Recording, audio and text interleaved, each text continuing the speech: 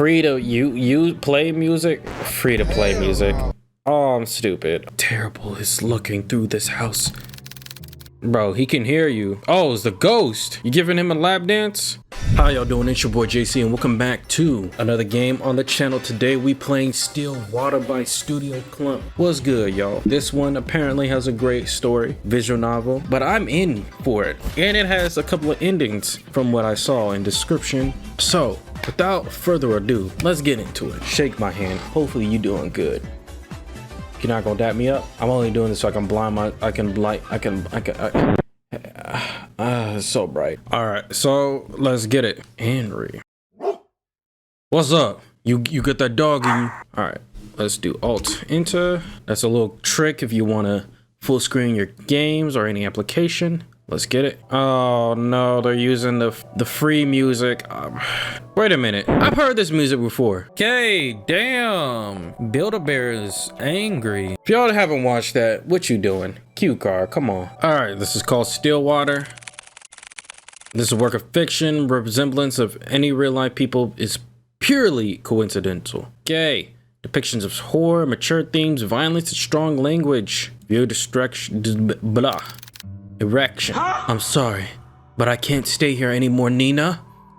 Okay. I feel like I'm going crazy. Calm down. If we can just talk it out. So many strange things keep happening after another.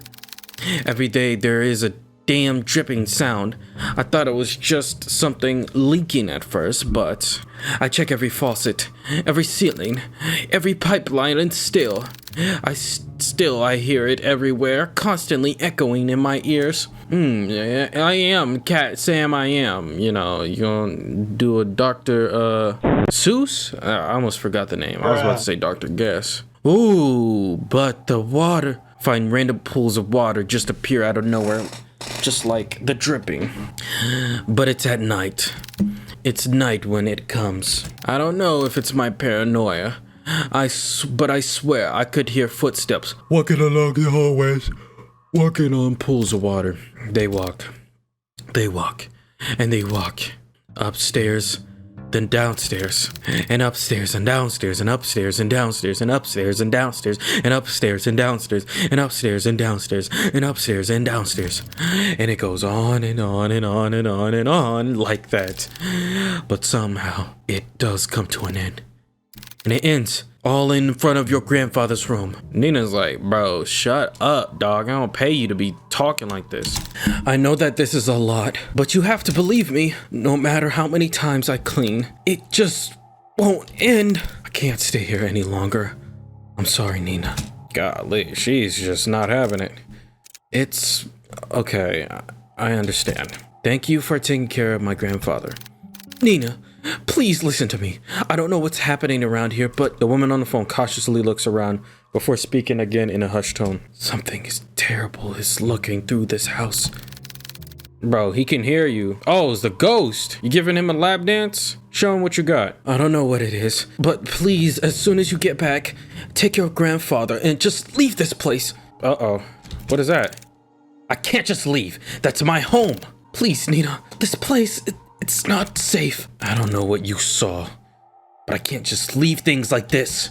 Oh my God, it's my home. It's my home. Yeah, look, just send my last paycheck to my direct deposit in ties. Send me my W-4, I'm on my way. Dinner, 7 a.m. Amid a foggy morning, there sits a man by the corner of a booth. He drinks black coffee and, depending on his mood, occasionally orders a donut. And today it was just black coffee. Ugh. I swear I've never seen that amount of paperwork in my life. Freaking mountain worth of it. You're a valuable member of our team, Hugo. My foot. I'm starting to believe that I was bamboozled into joining their agency. Okay, all right, Hugo. Hugo Laurent, age 30, takes a good look at the cup of his cup of joe and chugs it all in one sitting. He then continues to grumble to himself about last night's grueling work at the office. I really need to find a different job. As he contemplates his poor life choices, he looks out towards the early mist. There was something inherently terrifying about the fog to him. Ooh, there was something inherently terrifying about the fog to him. How it engulfs everything and nothing.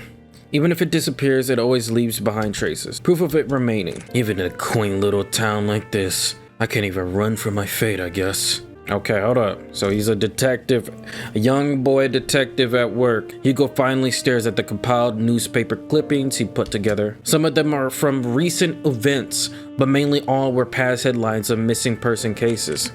No matter how many times I see this, it's still just as hard to look at. Fixating case after case, he can't help but remind himself that there is a reason for all of this. An all too personal reason. Seeing strange things come with a price. Low-key, kinda spitting.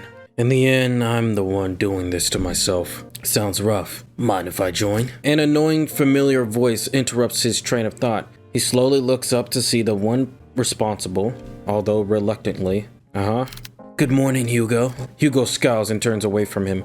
He then gathers the files and shoves it back into the binder. Meanwhile, the tall man takes this as an initiative and sits at the opposite end of the booth. He greets the waitress passing by the order and orders himself the hefty body breakfast meal. Dang, bro, with an extra plate. Why did they have to have the text so big like this? As usual, the waitress is happy to oblige and goes back to the counter and relay his order. The man then looks back at Hugo. He sees an empty cup and then the now jumbled newspaper clippings. All the while, Hugo is trying to ignore him. You should really eat something with that black coffee. I don't like how you smile when you said I said black coffee. Not ordering any donuts today? I'm fine, Noah. Just not in the mood, okay? Not even a little? There is a momentary silence between them before Noah disturbs it once more. Well, too bad for you. I ordered a big breakfast for the two of us. Two? Oh, okay, hold up. You just eating potatoes? What the heck? As if the world could grace Noah with an even more perfect punchline, the food arrives. Why the hell did you order for the two of us? Just eat what you want to eat. Don't worry about me. Wow, this looks so delicious. Right, Hugo? Are you even listening to me? Come on, we both know that if you don't eat now, who knows when you will, and I'm not about to let you faint again. So, open wide. Noah D. Leon, age 27, a natural-born charmer, is just as equally persuasive as he is threatening. I see. I can pick up my own fork and knife, I'll have you know, sir. With a pensive look, Hugo finally gives in and eats the generous spoonful without further complaints. Yup, Majiska. It's good. It's good. Right? Good food will always help you cheer up. Damn him. I got swept away again. Oh, by the way, the chief will be out for a business trip. She mentioned it will be for a couple of days. When did she tell you this? I didn't hear anything about it. Yesterday, I think? Yesterday? She told me to sort out the cabinets yesterday. She didn't mention anything about a business trip. I guess it was a pretty subtle one. Well, I mean, she did tell me to tell you. And lucky me, I know where you go every morning. Yep. You know what? I'm not even surprised anymore. Well, what do you want to do? We technically have the day off. I'm gonna head back to the office. Okay. There's a couple of boxes I didn't get the chance to sort out. In that case, I'll come with you. Why? You could just rest for the day and pass up this opportunity to get to know you better. Quit it. After their enlightening banter, the two of them finish their breakfast, pay for their meals, and head to Hugo's car. Okay. As Noah opens the door to the passenger seat, he notices a bloodhound sleeping inside. The big dog stirs at the sound of the car opening and lazily stares at Noah. I'm sorry, big guy. Then he closes the door while trying not to make too much noise to disturb its occupant. Colby. Oh my god, look at his shaggy head ass. At the sound of his name, his heavy lidded eyes slowly peek to see who calls for him. It is his one and only partner, his human. As if realizing who he is or where he is, the old bloodhound stirs up from his sleep, pounces at Hugo, and then proceeds to wag his tail uncontrollably. Good morning again, Colby. Had a nice nap? Colby, 8 years old, Hugo's most faithful and loving partner in crime. Oh, really? Partner in crime, huh? Has the biggest tendency to just sleep all over the place. Yeah, they're pretty tired, but they got a good nose, that's for sure. Noah, who is witnessing all of this from the backseat, chuckles to himself. He's amazed and slightly defeated at Hugo's sudden surge of energy. Ha! Doesn't matter how many times I try. When it comes to boosting up his mood, no one can beat Kobe. Oh, you got feelings for homeboy? Agency 7:50 a.m. Okay. The three headed back to the office, the space just the same as Hugo left it. A decent organized mess. To his credit for the amount of boxes he painstakingly went through, he believes he did a fair job. Albeit could have been better. Wow, you really outdid yourself, Hugo. It looks less crowded. Oh, shut it, will you? I said I was gonna go get to it. Thanks, boy. Before Hugo could continue to give deserved head pats, he noticed someone. A woman standing timidly peering outside from the storefront. A woman appears a bit frantic. Disheveled and wearing ill-fitted clothes, she appears to be distressed about something. She finally makes eye contact with Hugo and she immediately rushes in. Oh my god. Wash your face first. Dang. She probably did. I'm so sorry. I know that the close sign is up, but I saw you come in and I... Are you alright, miss? I need your help. My grandfather, he... Before she can continue, Noah swiftly intervenes. It's okay. We'll hear what you have to say. So please, why don't you take a seat? Noah gestures to one of the empty chairs. The poor woman hesitates for a moment before heavily sighing in relief. Okay.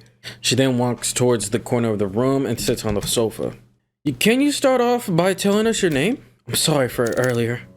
My name is Nina Mortimer, or Mortimer. I don't know how to say your last name, Nina, but yep, this is the Nina that I kind of figured, but this is the Nina that was warned by her caretaker. I need help watching over my grandfather tonight. Watching over your grandfather? Yes.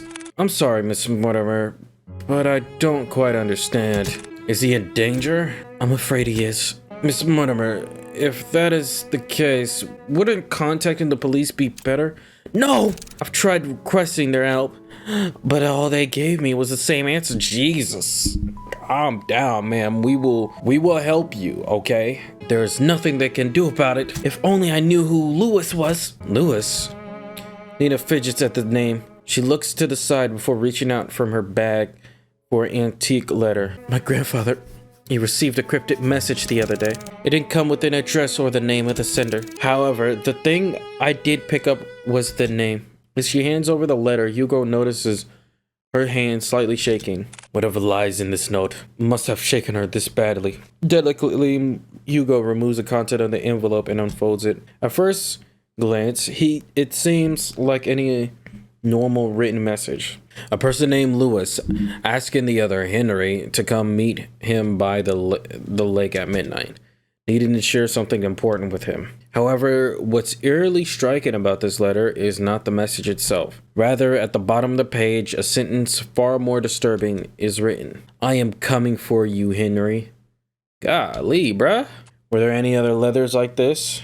Yes, a few of them. I thought it was a sick joke at first, but this one was different. Up until now, I've never heard anyone by that name. Not a relative or a family friend. But they clearly know who my grandfather is. And if I don't do something about this, I'll lose him too. Just by uttering the words alone, Nina breaks down.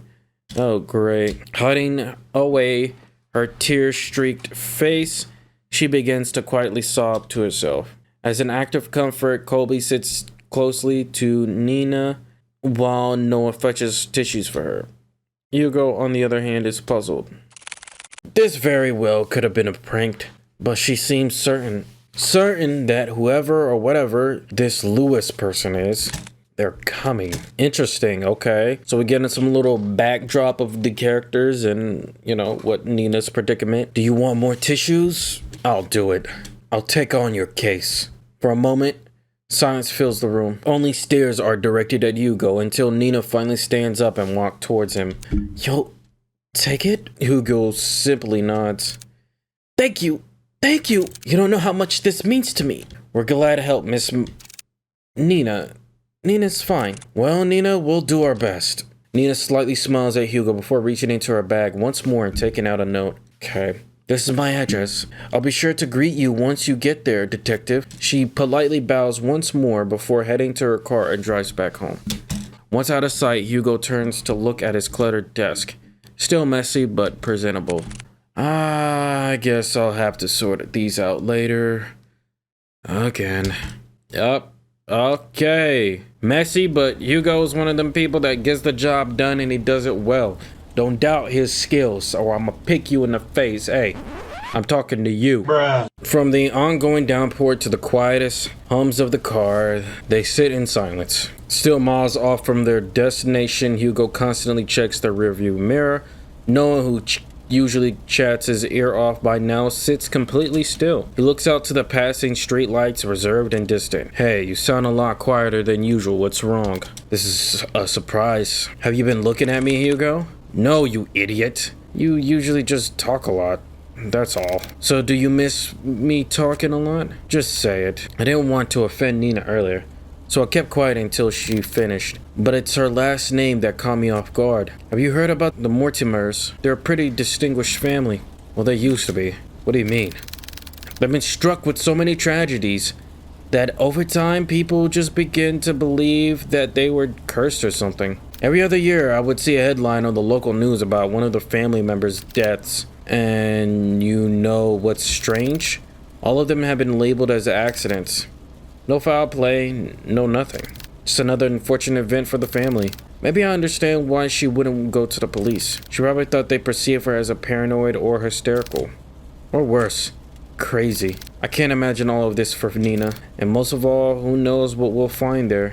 Is that why you decided to come with me? Well, partially. I'm more worried about you though. Think of it this way. I'm the appointed driver, and when you decide to do some pretty reckless crap, I'll be there to drive you to the local hospital. Besides, two are better than one. Exactly. And I was fine with Colby coming with me. Yup. Shut it up, Noah. We don't need you. You a bum. Well, have you heard that 3 is better than 2? Yeah, I know, right? Like, dude, shut up. Mortimer State. 6 p.m. Ooh, looking fancy. All day rich. Passing through the countless dirt roads and steep cliffs, the estate reveals itself beyond the evergreen. Nestled and tucked away from prying eyes, and it stands tall, looming from the distance. Hugo and Noah could only gaze at the sheer scale of the manor as they parked adjacent to Nina's car. Wow. And to think she came all this way just to request us? It took us more than a couple of hours to get here.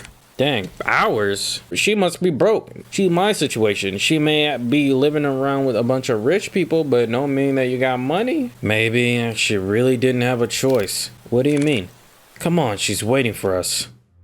Whoa! Hugo, immediately after exiting the driver's seat, a sudden sharp pain waves heavy on Hugo's chest. Grasping tightly at his coat, he begins to gasp for air. This is definitely Midnight Train music. Bruh. So is Midnight Train been using like free to play music? Free to play music.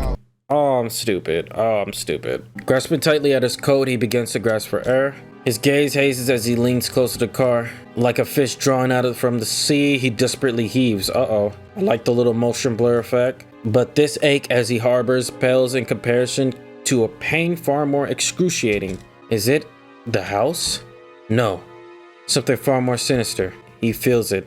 Someone is watching him. Piercing, thick gaze fixed on him. Like leering at a bug and waiting to strike. I'll never forgive you. Who are you talking about? They always do these vague texts. What the hell? Damn it already? I need to hurry or else. Hey, are you alright? Noah calls out to him, snapping him out of his fixated trance. Damn, bro. Pick up them eyes, bro. I'm gonna cut them eyelids off. I'm still gonna get some more eyelid juice. Bruh. What? Did I say juice? Bruh. Colby nudges his head against Hugo, whining with concern over his partner's well-being. Did you hear that just now? Hear what? That voice. It was just so close to my ear. Is everything alright? Oh, I'm fine. Don't mind me. I'm just a bit winded out from the trip, that's all. I'd be happy to make you coffee at the very least. If it's no trouble. No, not at all. It's the least I can do. Once again, this subtle uneasiness from Nina surfaces. Before Hugo could get a chance to look further into it, she walked off towards the front porch without saying another word. This story is getting juicy already. Alright. Are you sure you're alright? You sounded like you were choking earlier. I said I'm fine. Besides, we're already here. Can't back out now. Listen to me. I think you should Noah abruptly cuts his lecture short as he notices Nina stopping by the front door. She stands there silently as if contemplating something. I know this may sound rude, but I didn't get a chance to know your names. Well, you're pretty out of it. You were pretty out of it when you walked in. I'm really sorry about that. No worries. This is Detective Hugo Laurent and his assistant Kobe. And I'm his second assistant, Noah D. Leon. It seems so surreal. Just like a cartoon. I know, right? Goofy, Goober, and Shrek over here. Nina meekly smiles before turning away from them. Alright, she's like, alright, I don't know if you're ready for this. Hey, I'm ready for that bag, Nina. You gonna pay me well? I haven't been quite honest with you, Detective Laurent. Oh my god, you're gonna do this after I drive? That's how they get you. You should have told her to sign a contract to tell nothing but the truth. Just like before, carefully choosing her next words, she decides that in this situation, words are not enough. You'll see for yourself what I mean. And with that, Nina enters the house, leaving the three to follow behind. Hugo is about to enter through the foyer when he feels a tug on his arm. Don't forget what I told you. If something happens, let me know right away. You'll be the first to know. And with that, Noah releases his grip on Hugo. Hey, get off of me, bruh. Ali, I won't kiss you in the forehead, tell you everything will be alright. They proceed to head in, not knowing what awaits them beyond the door. They said they got themes of horror. I ain't seen nothing yet.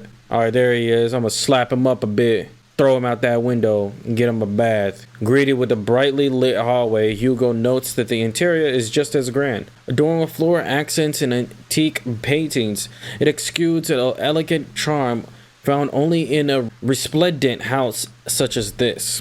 However, Hugo notices something even more distinct than the splendor. This house is much more terrifying inside than out. Please come this way. Alright. Uh-oh. Bracing themselves, they enter the dimly lit drawing room. At first glance, Hugo cannot discern the silhouette situated at the far corner. However, on closer inspection, he now understands the reason for all of Nina's unsettling vagueness. Grandfather, we have guests. Oh, hell nah. It's the dude from Seraph of the Serum. Sitting on the armchair is a young man. He's dressed. That is not grandfather. That is the pimp daddy. Dressed in a white collar down dress, shirt tucked in with black slacks and black penny loafers. Staring only at the window, the young man sits there dazed with a little acknowledgement of the people around him. Still motionless, like a doll. Grandpa, these are the people I spoke of. This is Detective Laurent and his two assistants, Kobe and Noah. They're going to help us. Really? Even after introducing them to the head of the Mortimer estate, Hugo and Noah could not help but feel unnerved. The man before them is supposed to be frail and older than any of them. And yet he remains forever unchanged. Forever young.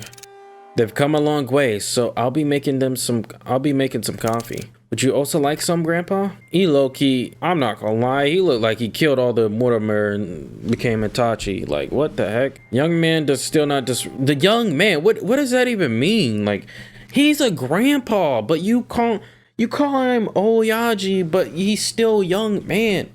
Like, what does that mean? Never glancing at Nino or anyone else in the room. Only fixed on the rain. I'll be sure to make a cup for you too. She then timidly gestures to Hugo and Noah back at the foyer. Bearing my questions, the two follow Nina outside. Before they leave the drawing room, Hugo takes one last look at the young man. There is an all too familiar air about Henry Mortimer. His eyes, they're similar to his own. Whatever you must be longing for, Hugo knows it will not end well. Nina, that man.